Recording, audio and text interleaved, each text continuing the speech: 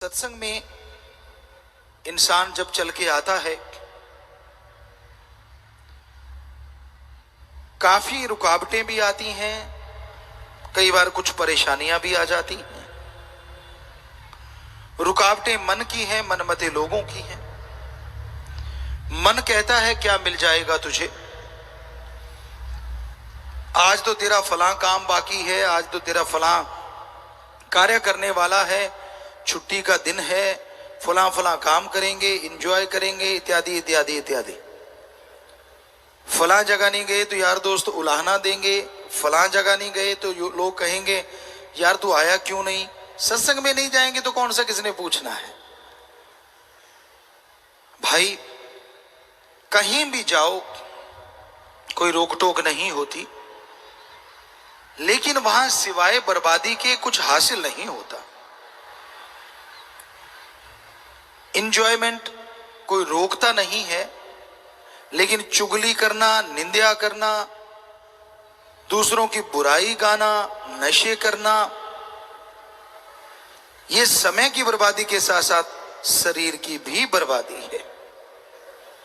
और दूसरी तरफ सत्संग है, यहां पे आके जब आप प्यार से सुनते हो, मालिक की चर्चा होती है, अपने ओम हरि अल्लाह वाहिगुरु गॉड खुदा रब से आपकी मोहब्बत, आपका प्यार बढ़ता है। और ज्यों ज्यों प्यार मोहब्बत बढ़ती जाती है, त्यों त्यों आपकी बीमारियां, आपकी परेशानियां, आपकी मुश्किलें पल में हल होती चली जाती हैं। जिंदगी जीने का मजा आने लगता है। सत्संग सबके भले के लिए होता है, तो सत्संग में आने से दिलो दिमाग पवित्र होता है। सत्संग में आने से एनर्जी लेवल इंसान का बढ़ जाता है। सत्संग में आने से विल पावर, आत्म बल बढ़ता है।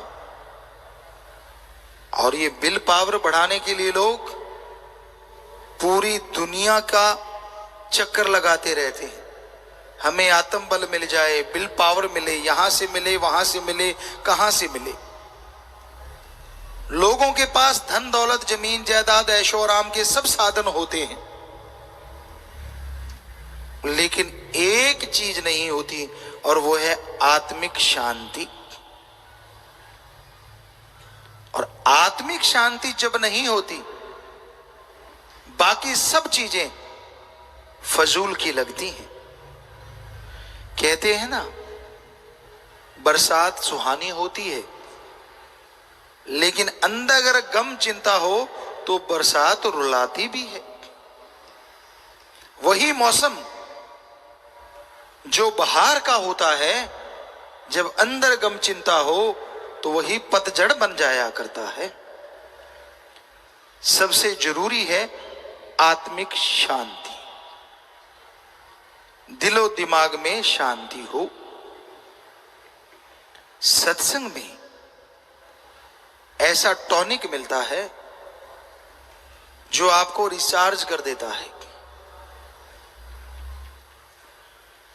वो राम के नाम का, वो वाहिगुरु के नाम का, वो अल्लाह के नाम का, वो गॉड के नाम का, जिससे आपकी शक्ति आपको आगे बढ़ने की प्रेरणा देती है। कौन इंसान नहीं चाहता कि तरक्की हो? कौन इंसान नहीं चाहता कि वो सफलता की सीढ़ियां चढ़ता जाए? कौन इंसान नहीं चाहता कि उसका परिवार सुखी रहे, तंदुरुस्त रहे? हर इंसान की इच्छा होती है खुद तंदुरुस्त रहे, परिवार तंदुरुस्त रहे, खुद को कोई कमी ना हो और परिवार को भी कोई कमी ना आए। इसीलिए तो दौड़ते रहते हैं। बुरा ना मनाइएगा। राजस्थान में जब गर्मी का मौसम होता था, बरसात आने वाली होती थी तो धरती का टेम्परेचर बढ़ता था, पता नहीं क्या चक्कर था, या यूं कहें चींटियों के पर निकल आते थे। तो फिर एक धरती में छोटा सा बिल होता था उनका, और उसमें से इतने प्रेशर से वो बाहर निकलती थी। कई बार हम लोग बच्चे खेलते तो उसके ऊपर कागज रख देते तो कागज ऊपर उड़ा के ले जाती, क्योंकि इतनी स्पीड से निकलती। तो देखते रहते यार ये कितने प्रेशर से और इतनी सारी जा रही हैं। तो उनके तो पंख निकल आते थे, क्योंकि जो धरती में रहने वाला उड़ने लग जाए तो फिर पूछिए मत। शायद इसलिए उनको जल्दबाजी रहती होगी, पर कहते हैं चींटी के पर निकलते हैं और उसकी मौत हो जाती है। ये भी चक्कर है। आज इंसान का भी यही तो हाल है। किधर देख लो सुबह के टाइम में हर जगह जाम लगे होते हैं, क्योंकि चींटियां दाना चुगने जा रही होती हैं। क्यों? खुद तंदुरुस्त रहूं, परिवार तंदुरुस्त रहे, खुद को कमी ना रहे, परिवार को कमी ना रहे। तो कमाना तो पड़ता है ना, दफ्तरों में जाना, फलां जगह जाना, गलत नहीं है। पर हम कई बार दोनों को नजरिए से देखते हैं, वैसा ही कुछ नजर आता है। चलना गलत नहीं है, लेकिन जब इंसान उड़ने लगता है, ठगी, बेईमानी, पाप, जुल्म और सितम, ये आदमी के पर निकलने की निशानी होती है। और जब ये बड़े पर निकलते हैं तो समझ लीजिए उसका खात्मा नजदीक है। उसके सुखों का खात्मा, दुखों का आना शुरू हो जाता है। धन दौलत होता है, जमीन जायदाद होती है, मखमल के गद्दे होते हैं, लेकिन उस पर नींद ही ना आए तो क्या फायदा। सब कुछ होते हुए भी अब सोने की रोटी तो नहीं कोई खा सकता ना, गोल्ड तो नहीं खाता। खाएंगे तो गेहूं की, जवार की, बाजरे की, जौ की खाएंगे तो वही रोटी ना। वो रोटी फिर स्वाद नहीं लगती, हजम नहीं होती। और इधर दिहाड़ी मजदूरी करने वाले 8-8 ठोक जाते हैं, सुबह तक पता ही नहीं चलता किधर गई। कंपेयर करके देखो, आप तुलना करके देखो, सुखी कौन है? वो मखमल के गद्दों पे, झूला देने वाले गद्दों पे करबटें बदलते बदलते सारी रात निकल जाती है। अजी छोड़िए, करबटें बदलते बदलते उनके मसल पुल हो जाते हैं। किसी की बाजू में दर्द, किसी के कहीं दर्द, किसी की गर्दन अकड़ गई। क्योंकि मसल को जितना रिलैक्स रखोगे वो उतना ही नरम हो जाता है, जितना पावरफुल बनाओगे उतना पावरफुल हो जाता है। और दूसरी तरफ, क्योंकि हमने तो दोनों जिंदगी देखी है बिल्कुल नजदीक से, और ये वाली जिंदगी ज्यादा जी है हमने, कि कहीं भी हैं वहीं लेट गए खेतों में। साथ ही हम लेटते थे, कोई बराबर काम करते थे तो लेट जाते थे खा के। मखमल छोड़िए, ये यूं लगता था जैसे आसमान में किसी ने झूला बांध दिया हो। सुबह उठ के अच्छा इतना टाइम हो भी गया, कहते हैं ना घोड़े बेच के सो गए। अब आप बताइए नींद किसकी अच्छी और जिंदगी किसकी अच्छी? गाड़ियां हैं, जहाज हैं, सोना चारों तरफ पड़ा है, सब कुछ है, लेकिन नींद नहीं आ रही, खाना अच्छा नहीं लग रहा। गैस बन गई, कभी गैस ऊपर जा रही है, कभी नीचे जा रही है, टर टर टर टर चलता रहता है। और उधर गैस बन जाएगी, बढ़ने की जगह हो तो ना। कमाई इतनी की होती है, मेहनत इतनी की होती है, जगह जगह बचती ही नहीं किसी चीज के लिए। खाया झट से हजम, खाया झट से हजम। तो हार्ड वर्क करने में जो मजा आता है और बॉडी जितनी तंदुरुस्त रहती है, आराम परस्ती में उतना ही दुखदाई हो जाता है सब कुछ। कभी भी आराम परस्ती को हम गलत नहीं कहते, आराम करो, लेकिन इतना ना करो कहीं आराम हराम ना बन जाए। कमाई करो, लेकिन इतनी ठगी बेईमानी मत करो कहीं बीमार हो जाओ, परेशानियां इकट्ठी हो जाएं। क्योंकि कबीर जी ने कहा, माया होई नागनी जगतर ही डहकाए, जो इसकी सेवा करे उसको ही ये खाए। कब का लिखा कबीर जी का वचन है कि ये नागनी है, ये डसलेगी, समझ नहीं आया था, अब आ रहा है ना सबको चटाक से। तो कमाई करो, जीने के लिए कमाना गलत नहीं, कमाने के लिए जीना गलत है। अपने परिवार को, बाल बच्चों को, आपका सन है, डॉटर है, वाइफ है, मदर फादर, उनके लिए आपका फर्ज है, आपका कर्तव्य है, उनके लिए बनाओ। पर उनको खिलाते खिलाते कहीं ऐसा ना हो दूसरों के मुंह का निवाड़ा छीन के अपने बच्चों को खिलाओ, वो जहर बन जाएगा, जहर। इसलिए कभी ठगी, बेईमानी, भ्रष्टाचार से मत कमाओ, मेहनत की करके खाओ। आपको सच बताते हैं, कई बार आप लोग पूछा करते हैं। परम पिताजी का रहमो करम था, घर बहुत बड़ा था, बड़ा घराना था, लेकिन सारा दिन हम भी फावड़ा चलाते बराबर। पानी की बारी होती, दिन रात की होती, पूरी रात आधा दिन, क्योंकि बड़ा खेत था तो साथ लगे रहते। कभी नींद नहीं करते, लोगों के साथ मिलके 5-6 लोग होते, साथी होते। हम उन्हें नौकर नहीं कहते थे, उनसे रिश्ता होता था, वो हमें मामा कहते तो हम उनका नाम लेके बुला लेते, ऐसा बस ज्यादातर। तो खेती करते, उसमें एक आनंद आता, एक लज्जत आती। कमाई करी, अगले दिन चाहे 100 रुपये मिलता, वो 100 रुपया ऐसे मिलता जैसे आज के बच्चों को, अमीरों को हीरे जो हरात मिलते। और 100 रुपया खर्चते टाइम भी 1000 बार सोचते यार ये खर्चना है। एक बच्चों के हाथ में हमारी डायरी लगी, बेटियां पढ़ रही थी, उस डायरी में हमारा ये लिखा हुआ था, 1 रुपए का ये लिया, टूथब्रश लिया, फलां चीज ली, फलां चीज ली। वो बड़े हैरान थे कि पापा जी आपने 50 पैसे भी लिख रखे हैं। हमने कहा बेटा हमने 10 पैसे कमाए थे तो 50 पैसे भी लिखेंगे ना, कि उन पे अगर इतनी मेहनत की थी तो 50 पैसे भी जाते थे तो क्यों जाते थे, क्यों जा रहे हैं, किधर जा रहे हैं, वो हिसाब होना चाहिए। और आप साथ संगत को कितनी बार बोला, आप कहते हो जी हमें पता नहीं चलता पैसा किधर चला गया। पैसे के पंख तो लगे नहीं होते जो उड़ गया, आपने उड़ाया तो उड़ा। तो घर में एक डायरी लगाओ, परमपिता जी के समय से ये वचन है, आज फिर दोहरा रहे हैं आपको। एक डायरी लगाओ, उस पे अपने खर्चे लिखा करो, आमदन लिखा करो, आपको पता चल जाएगा कि आपके पैसे उड़े नहीं, आपने ही उड़ाए हैं या आपकी फैमिली में ही लगे हैं। और आप उससे सावधान हो जाओगे, उससे आमदनी को बढ़ा पाओगे। तो ये बहुत जरूरी है। और दूसरी बात, दिमागी मेहनत और शारीरिक मेहनत और अच्छे कर्म करके खाओ, ये बहुत ही जरूरी है। तो मेहनत और हिम्मत से कर्म करके खाओ, वो कमाई सुखदायी होती है। आपको एक बात सुनाते हैं, सच्ची बात। एक राजा था, वो मेहनत की करके खाता था। वो प्रजा का अपने आप को नौकर समझता था। उसने अपने लिए एक नौकर रखा हुआ था,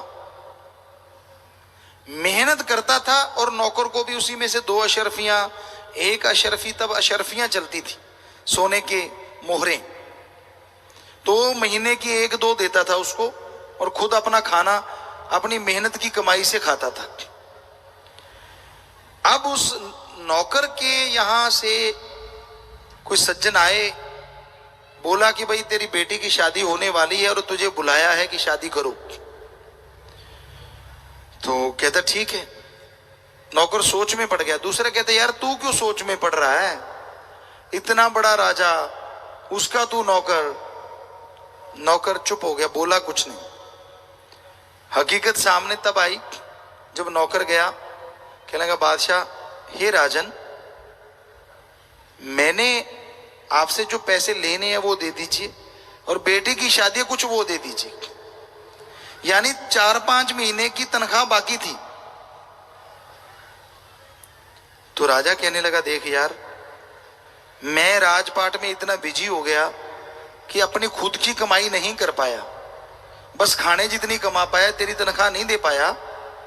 अब मेरे कल परसों के खाने के लिए 2 अशरफियां पड़ी हैं, तू वो ले जा, 2 मोहरें।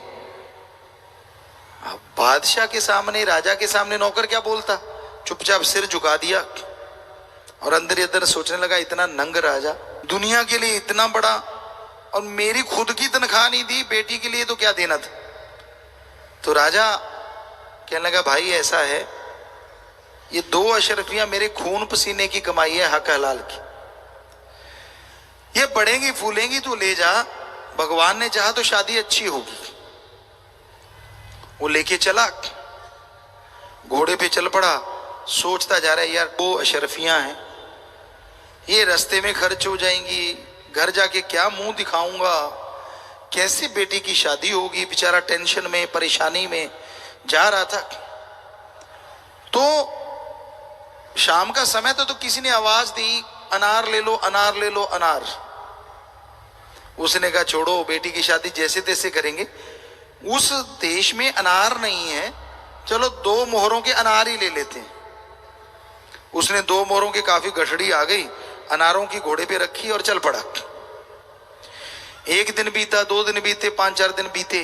काफी दूर उसका घर था और बीच में एक और राजा का राज्य पड़ता था। वहां पे अनाउंसमेंट हो रही थी, मुनियादी हो रही थी। वो वहां रुका। वहां कह रहे थे कि राजा की बेटी जो है वो बीमार हो गई है, इतने दिनों से बेहोश है, वो जिंदा बचेगी तभी अगर अनार का रस मिल जाए। अब वो सज्जन कहने लगा मुझे राजा से मिलाओ। उसने अनार दिए नहीं, उसको पता था कि राजा के यहां क्या होता है कि दे दिए तो यही नंबर बना जाएगा। कि होशियार था। कहने लगा भाई मुझे राजा से मिलाओ, मैं वैद हूं, मैं जानता हूं। वो राजा के पास ले गए। कहने लगे बोल भाई राजा। कहने लगा, कहता जी वो देखो मेरे घोड़े पे गठड़ी, मैं लेके आता हूं। लाया, अनार ही अनार, ढेर लग गया। और वो वैद कह रहे थे अगर 2 घंटे अनार ना मिला तो बेटी मर जाएगी।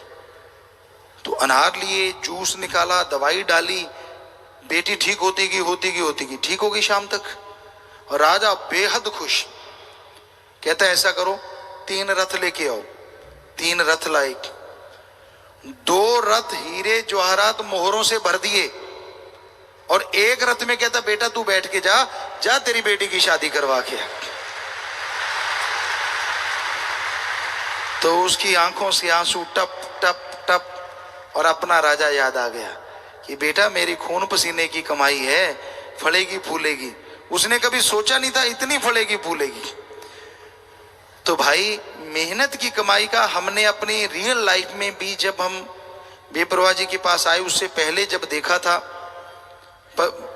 जो बापूजी हमारे फादर थे वो मेहनत की ही करके खाते थे, हम भी मेहनत की करते थे। और ये देखा था कि कोई भी वहां ठगी मारता था, क्योंकि नंबरदार थे तो लोग कोई ना कोई तेल ले गया, डीजल ले गया, ये ले गया, वो ले गया, तो कई गुना होके निकलता था अगर वापस नहीं देते थे तो। हमने कभी जिताया नहीं, लेकिन हम नोट करते रहते थे अच्छा, और दिल में सोचते बच्चों दे जाना वरना गड़बड़ हो जाएगी। आपको एक छोटी सी बात और, बात पे बात आई। एक सज्जन थे, नाम नहीं हम लेंगे, उसी हक हलाल की बात पे बात आ गई। हम शायद 5-6 साल के रहे होंगे। वो सज्जन क्या करता, हमारे बापूजी के साथ बातें करने लगता और चनों का नीरा, वो एक बड़ा सा कमरा था उसमें होता था, उसका गेट खुला होता था, और वो क्या करता बापूजी के साथ बातें करता और खुद का ऊंट अंदर छोड़ देता। वो हम 5-7 दिन तो देखते रहे, और एक दिन शाम को हमने देखा यार ये अच्छा बुद्धू बना रहा है, ये रोज ही ये काम करने लगा। था तो बेचारा वो गरीब, लेकिन मतलब एक तरह बातें लगा के चालाकी से। तो हम छोटे थे और एक बेबाक थे, जो मुंह में आता था ठोक देते थे। तो हमने उसको बोला, नाम लिया उसका कि भाई सुनो। क्या लगा हाँ। हमने कहा तू रोज ये जो ऊंट को चारा खिला रहा है ना, बापूजी को बातें लगा लगा के, ये हक हलाल की कमाई है, कहीं तेरा ऊंट ना मर जाए। हमने तो वैसे ही सादी बात कही और वही हुआ, अगले दिन उसका ऊंट मर गया। वो आया, कहने लगा नंबरदार जी आपका बेटा तो ऐसे ऐसे बोला और मेरा ऊंट मर गया। बापूजी कहते मैं भी तो रोज ही देखता था, ठगी तू मारे और दोष बेटे को देता है। अरे मेरे हक हलाल के हैं भाई, मेरे अगर तू ऐसे खा रहा है चालाकी से, पूछ के खवा ले, जितना मर्जी खा ले। तो मेहनत की कमाई का हमने देखा है, अगर चोर और चक्का भी चुरा ले तो डांग चढ़ी रहती है जब तक वो वापस ना कर दे। ये कलयुग है, तो यहां धर्म के कायदे कानून आज भी हैं। कोई ना दे बेशर्म तो भोगता रहता है। फिर कई सत्संगियों के साथ हुआ है, मेहनत की कमाई की, सोने के कुछ गहने, रात को चोरी हो गए, राम का नाम जपा, अगले दिन पर्ची के साथ छोड़ गया कि रात को एक बाबा आया, डंडा लेके दे तेरे की, ये ले तेरे सोने के भाई गहने, मैं तो जा रहा हूं। ये मेहनत हक हलाल की जो कमाई होती है ना, ये गजब की होती है, करने में जोर आता है। हाँ, ठगी बेईमानी से कोठियां बहुत बढ़िया हो जाएंगी, जल्दी जल्दी बंगले बगीचे बन जाएंगे, ऐशो आराम के साधन हो जाएंगे, पर बात वहीं आती है, सब कुछ होते भी अगर नींद ही ना आई और रोटी ही ना पची तो क्या फायदा हुआ सारा कुछ होने का। बात तो जिंदगी में सुख होना का, जिंदगी में सुख हो, शरीर तंदुरुस्त हो, परिवार में खुशियां हो। तो इसलिए साथ संगत जी, ठगी बेईमानी भ्रष्टाचार से बच के रहो, राम का नाम जपा करो, ईश्वर की भक्ति किया करो, भक्ति में शक्ति है, और संतुष्ट कभी ना कभी तो इंसान को होना ही चाहिए। हम ये नहीं कहते इच्छाएं नहीं होती, इच्छाएं हैं तो आदमी है, इच्छाएं नहीं तो आदमी नहीं। इच्छा तो रहती है, लेकिन इच्छाओं का मकड़ जाल नहीं होना चाहिए। जैसे मकड़ी जाल बुन लेती है, इतना मजबूत बुन लेती है कि उसी में सूख के मर जाती। इतनी इच्छाएं पैदा मत करो कि आपकी पूरी हो ही ना और आपकी उम्र ही खत्म हो जाए। आदमी के 99 काम पूरे हो जाए ना, भगवान पूरे कर दे, उसकी खुशी उतनी नहीं होती जितना 100वां नहीं हुआ उसका दुख होता है। बहुतों को देखा है, बहुतों को सुना हमने, सत्संगों में आते थे, सेवा करते थे, सारी चीजें पूरी होती जा रही हैं, खुशियां मिलती जा रही हैं, लेकिन इच्छाओं का मकड़ जाल जब बढ़ जाता है, उसे वो खुशियां खुशी नहीं लगती, क्योंकि वो मूल्य नहीं रहता। कहां तो वो मूल्य होता था कि जरा सी चीज की खुश वाह, और कहां बेशुमार चीजें मिल जाएं तो भूल जाता है औकात। कभी नहीं भूलनी चाहिए, हम कभी नहीं भूलते कि धरती से जुड़े हैं भाई, हम तो खाकसार हैं, चौकीदार हैं, सेवादार हैं, आपके जूतों में भी बैठने को तैयार हैं, हमें कोई मान बढ़ाई नहीं है। ये ऊंचे सिर्फ इसलिए बैठते हैं, प्रवक्ता बोलने वाला अगर दिखाई नहीं देगा तो सुनने वाले टिक के नहीं बैठेंगे, देखेंगे यार कहां बैठा है कहां बैठा है, हलचल मच जाती है, इसलिए ऊंचा बैठना पड़ता है। वरना हम में ऐसा कोई ना पहले था, ना आज है, ना कल को रहेगा, सवाल ही पैदा नहीं होता। हम तो भाई आपके लिए सेवादार, आपके नौकरों के भी सेवादार। अगर वो भी कहेंगे गुरुजी ये काम कर दो तो उनके लिए भी भगवान परमात्मा से प्रार्थना करेंगे, अरदास करेंगे। करना तो भगवान ने, फकीर तो अरदास कर सकता है, प्रार्थना कर सकता है, उसके हाथ में तो यही चीज होती है कि भाई इसको दुख है मालिक है ईश्वर सुन ले। और ईश्वर सुनता है इसलिए क्योंकि वो खुद के लिए नहीं मांगता, सबके लिए मांगता है।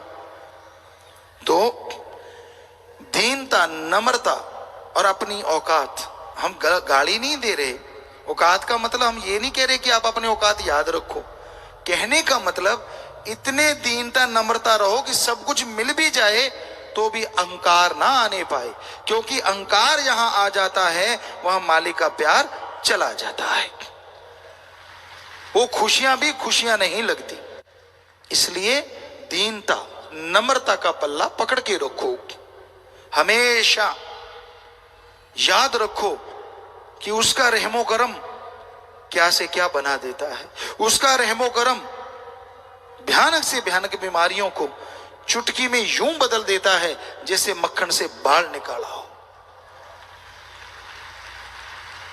तो उसके गुणगान तो गाने ही चाहिए। हम जब भी आते थे, एक ही लगन होती थी, गांव में जो नशेड़ी हैं, आसपास यार दोस्त हैं, मित्र हैं, गरीब लोग हैं जो पैसा नहीं दे सकते, उनको लाके शास्त्र नामदाता से नाम दिलवा दें, एक बार उनसे जोड़ दें, बाकी सतगुरु जाने और वो जाने। और गांव वाले हमें ये बात कहा भी करते थे, आम ही कहते थे बेड़े दा रब है। कई तरह की बातें सुनने को मिलती थी, हम हंस देते थे कि ये तो टाइम बताएगा, रब तो सबके अंदर बैठा है भाई।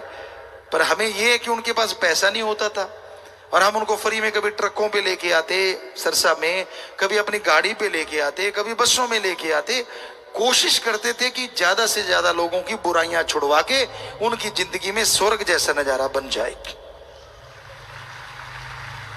यानी सतगुरु के लिए अगर कोई तड़पता है और कोई उससे मिलाता है, उससे बड़ा पुण्य दुनिया में दूसरा नहीं होता। मां बेटे से दूर है, बेटा रो रहा है, कोई उठा के वो मां के पास ले जाए, या आप बाप हैं अपने बेटे से बहुत प्यार करते हैं, बेटा दूर है और कोई लाके आपको आपका बेटा दे दे, आपसे बिछड़ा हुआ बेटा, जरा दिल से पूछ के देखिए आपको कितनी खुशी आएगी। अगर आप लैंडलॉर्ड हैं, पैसे वाले हैं, तो उसको इनाम देंगे या कुछ और देने की कोशिश करेंगे। अब जरा सोचिए, कोई सतगुरु अल्लाह वाहिगुरु राम से बिछड़े बच्चे को उससे जोड़ देता है, तो आदमी अपने बच्चे को लाने वाले को अगर इनाम देता है, तो भगवान क्या आदमी से कमजोर है? वो तो कोई कमी नहीं छोड़ेगा ना कि इस बच्चे ने मेरे बच्चे को मेरे से मिलाया। तो इसलिए जो आप नाम दिलवाते हो, जो भगवान की औलाद को भगवान से जोड़ते हो, उनकी बुराइयां छुड़वाते हो, इससे बड़ा पुण्य दुनिया में कोई दूसरा हो नहीं सकता। और सत्संग सुनते हो, इससे बढ़िया सुनने में कुछ और हो नहीं सकता। क्योंकि सत्संग में गुरु सहवान, पीर पैगंबर, ऋषि मुनियों की बातें, जिन्होंने अपनी पूरी पूरी लाइफ रिसर्च किया, सुनने को मिलती हैं। संतों के तजुर्बे होते हैं, वो सुनने को मिलते हैं। आप ईर्ष्या त्याग के देखो, द्वेष द्वेष त्याग के देखो, मालिक आपको अवश्य मिलेंगे।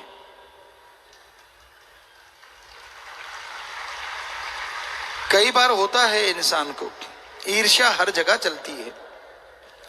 कोई क्षेत्र हमने नहीं देखा ईर्ष्या, निंदा, चुगली यहां ना चलती हो, हर जगह होता है। पंजाबी च कहावत भी है, कल दी भूतनी सिविया जद। कोई नया आ जाए और पुराने वाले को आगे निकल जाए, तो वो बजाय अपनी कमी ढूंढने की कि मैं वहीं क्यों खड़ा हूं, वो नहीं देखता, बल्कि ये देखते यार ये कल दी भूतनी सिविया जद, ये अभी आगे कैसे आ गया।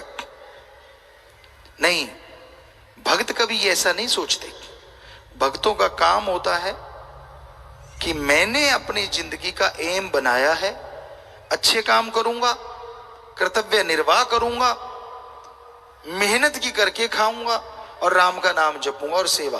तो ये इसी लाइन को पकड़ के आगे बढ़ता जाएगा। ईर्ष्या द्वेष द्वेष छोड़ दे तो यकीनन उसकी पदवी बढ़ती जाती है, बढ़ती जाती है, बढ़ती जाती है।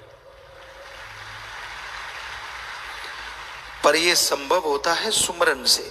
सेवा करो, सुमरन करो और दृढ़ यकीन रखो अपने सतगुरु पे। दृढ़ यकीन जब इंसान को आ जाता है ना, बाकी चीजें तो फिर अपने आप ही जुड़ती चली जाती हैं, अपने आप ही सुमन होने लगता है, अपने आप ही सेवा चलने लग जाती है। दृढ़ यकीन आता है लगातार सत्संग सुनने से। सत्संग सुनोगे, अपने सवालात भेजो, अपने मन की जिज्ञासा शांत करो। जो आपके मन में कोई बुरी चीज आ रही है, आपके मन में गलत बात आ रही है, उसको निकालने के लिए आप पर्ची भेजिए, और जैसे वो चीजें आपके अंदर से निकल जाएंगी, आप मालिक से प्यार करने लगोगे। और मालिक अल्लाह वाहिगुरु राम से अगर प्यार हो जाएगा, अगर बादशाही आपका हो गया, तो क्या साजो सामान पीछे रह जाएगा? जरा सोच के देखिए। जिसका भगवान हो गया तो सारी सृष्टि उसकी हो गई। लेकिन बेटा दे दे, दूध दे दे, नोट दे दे, फला वोट दे दे, अभी हो जाएगा शुरू काम। पर कोई ये कभी नहीं हमसे कहने है गुरु जी भगवान दिला दो, भगवान मिला दो। ना जी, बुजुर्ग माताएं आएंगी, हाँ हम पूछते हैं बोलो बेटा क्या चाहिए? मेरे को पड़ पोता चाहिए। बेटा दांत मांग लेती, दांत निकले हुए हैं, कम से कम खाना तो ढंग से खा लेती। हाँ पड़ पोता, वो पोता भी हो गया, अब पड़ पोता, फिर खड़ पोता मांगेगी। तो मतलब पता नहीं क्या क्या चलता रहता है। कभी ये भी मांग लिया करो, भगवान से भगवान चाहिए, ईश्वर से ईश्वर चाहिए। कभी नहीं मांगते। कोई कोई मांगते हैं और वो अपने भाग्य को चमका जाते हैं और खुशियों से नहा जाते हैं। ईश्वर से वेद कहते हैं, हमारे वेद, पवित्र वेद। ईश्वर से ईश्वर को मांगोगे तो कोई सी चीज की कमी कभी आएगी नहीं। पर भावना से मांगना है, कहीं सुन के मांग लो, भगवान जी मैं तेरे से तेरे को मांग रहा हूं, और काम कुछ और ही कर रहे हो, धड़ाधड़ धड़ाधड़। कहनी करनी एक होनी चाहिए, वो सब जानता है। वहां डायलॉगबाजी नहीं चलती, फिल्मों में चलती है, वहां नहीं चलती। वहां तो रियल, जो आपके अंदर रियल फील है वो फेस पे आए और वही जुबान पे हो। तो ये हो नहीं सकता। जो मां रोती बच्चे के पास दौड़ी चली आती है, और जिसने मां को बनाया है वो अल्लाह वाहिगुरु राम कैसे नहीं आपके पास दौड़ा चला आएगा? 100% आपके पास आएगा। लेकिन कहनी कथनी एक हो जाए, ढोंग नहीं, ड्रामेबाजी नहीं चलती वहां। वहां तो शुद्ध हृदय चलता है, पवित्रता, एक भावना, एक लगन जिसके अंदर है उसको मालिक मिलता है, जिसके अंदर तड़प है। अब बाहर से कोई आदमी आपको रोक देगा, पर भगवान तो अंदर है, उसको अंदर से दर्शन देने से कैसे रोक देगा कोई? एक आजड़ी था, भेड़ बकरी चराने वाला, कई बार आपको बात सुनाई है, बात पे बात ख्याल में आ गई। वो भेड़ बकरियां चरा रहा था और एक चट्टान पे बैठा था और अपने मालिक की बात में लगा हुआ था। मूसा जो पैगंबर कहलाया, संत कहलाया, वो वहां से गुजर रहा था। मूसा को अहंकार हो गया कि मेरे जैसा भक्त अल्लाह का कोई है ही नहीं, और मालिक को अहंकार पसंद नहीं अपने भक्तों में। तो आजड़ी पत्थरों पे बैठा है, मूसा उसके पास से निकला। वो आजड़ी हाथ ऊपर के हे अल्लाह ताला, तू कभी बीमार हो ना, मेरे पास आना, मैं तुझे अपनी भेड़ों का दूध पिलाऊंगा। बड़ा ताकतवर होता है। हे अल्लाह, मैं तुझे ऊन की चद्दर उड़ाऊंगा। यही नहीं अल्लाह ताला, मैं तेरे कदम दबाता रहूंगा सारी रात। मूसा ने सुना और गुस्सा आ गया। उसने उसका बाजू पकड़ा और झटक दिया। आजड़ी ने देखा नया बंदा, कहने लगा हाँ भाई क्या हुआ? कहने लगा तू काफिर है। काफिर का मतलब होता है जो मालिक को नहीं मानते। तो वो कहने लगा क्यों? कहता बता, अल्लाह भी कभी बीमार होता है? और बीमार होगा तो तेरी भेड़ों का दूध बचा और कोई चीज ही नहीं है, तेरी ही ऊन की चद्दर लेगा वो, मैली कुचैली चद्दर तेरी। काफी कुछ मूसा उसे बोला। आजड़ी के दिल पे लगी। वो अपने कपड़े फाड़ता हुआ, बाल नोचता हुआ भाग गया, चीखता हुआ। मूसा भी पैगंबर था, संत था, उसका भी दिल कांप गया। ओहो, मैंने ये क्या कर डाला? तो इबादत में बैठ गया। वही मूसा जो इबादत में बैठता था, बैठते ही मालिक के दर्शन, आवाजें आनी शुरू हो जाती थी। उस दिन 1 घंटा, 2 घंटे, 3 घंटे, 4 घंटे, 5 घंटे कोई नूर नहीं आया, कोई लाइट नहीं आई। तड़प गया, बिन पानी के मछली तड़प गया। क्योंकि जिनको दर्श दीदार होने लग जाते हैं ना, तो फिर बात ही कुछ अलग होती, और ना हो तो फिर गड़बड़ हो जाती। बिन पानी की तरह मछली के तड़प गया। तो आवाज आई, हे मूसा, तुझे दुनिया में भेजा था दिल जोड़ने के लिए, तोड़ने के लिए नहीं। तूने जिसका दिल दुखाया है वो मेरा बहुत अजीज है, मेरा बहुत प्यारा है। बस खत्म, कुछ नहीं दिखा। मूसा के रोंगटे खड़े हो गए, आंखों से आंसू बेख्तियार निकले। लेकिन अभी भी कहीं ना कहीं खुदी थी, कहीं ना कहीं थोड़ी रड़क थी। उसने ढूंढा कि भाई उसको ढूंढो।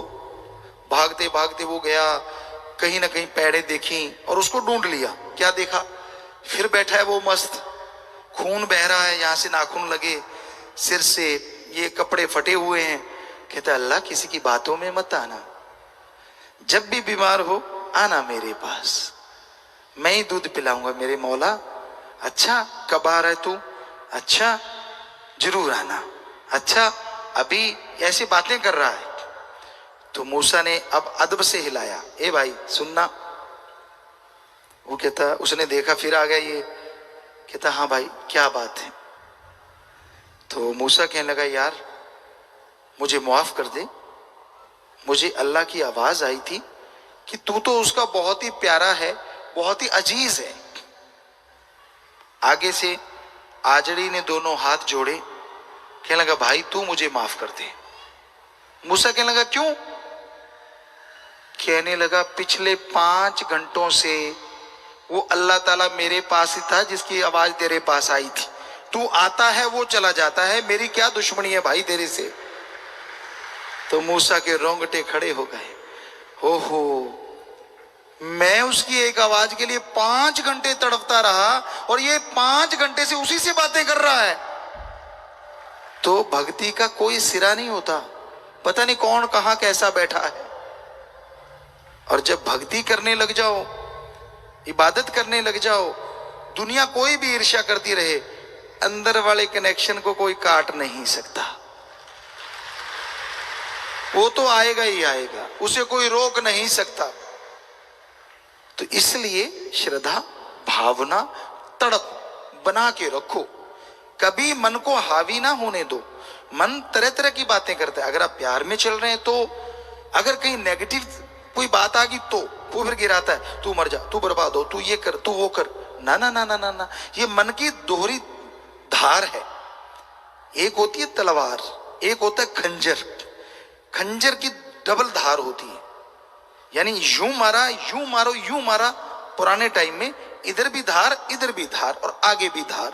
तो मन तो कई पीछे भी धार वाला है। पहले तो आदमी को खुशी बर्दाश्त नहीं करने देता ये मन, और जब कोई बात हो जाए फिर ये नेगेटिविटी और बढ़ा देता है। तो एक ही तरीका होता है, सतगुरु पे छोड़ दो, मालिक तू जाने तेरा काम जाने, सिमरन करो, सेवा करते रहो, मस्त हो जाओ। यकीनन मन का मुंह मुड़ जाएगा, क्योंकि आप उसकी सुनोगे ही नहीं तो सतगुरु की सुनने लग जाओगे और खुशियों से माला माल जरूर हो जाओगे।